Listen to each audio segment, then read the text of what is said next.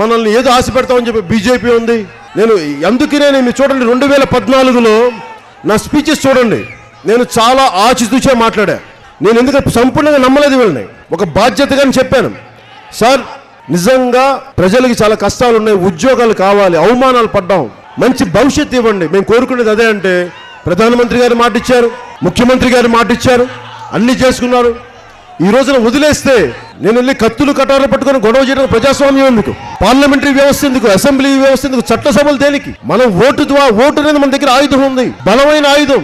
కొన్ని వేల కత్తులకి కొన్ని కోట్ల బుల్లెట్ల కంటే కూడా ఓటు అనే ఆయుధం మన చేతిలో ఉంది. ఎప్పుడైనా సరే అంబేద్కర్ గారి వేలు ఇలా ఉంది అంటే అర్థం ఏంటంటే ఓటు అనే ఆయుధం ఉంది, గుర్తుపెట్టుకో. దాన్ని వాడి ద్రోహం చేసే వాళ్ళని ధ్వంసం చేయి. ఎప్పుడైనా సరే అంబేద్కర్ గారి విగ్రహం చూసినప్పుడు ఇదే ఉంటుంది, ఓటు అనే ఆయుధం నీ చేతుల్లో పెట్టాను, ఈ ఆయుధాన్ని నువ్వు ఎలా వాడుకుంటావో ఇది నీ చేతిలో ఉంటుంది. అది ఆయన మనకిచ్చిన బహుమతి. మనం ఎలా వాడుకుంటాం? మేము ఆశయాన్ని తీసుకొని పిడికిల్లో బిగించి అవినీతిని తన్ని తరుముతామని చెప్పి మనం దీనికి తీసుకెళ్దాం అందరూ.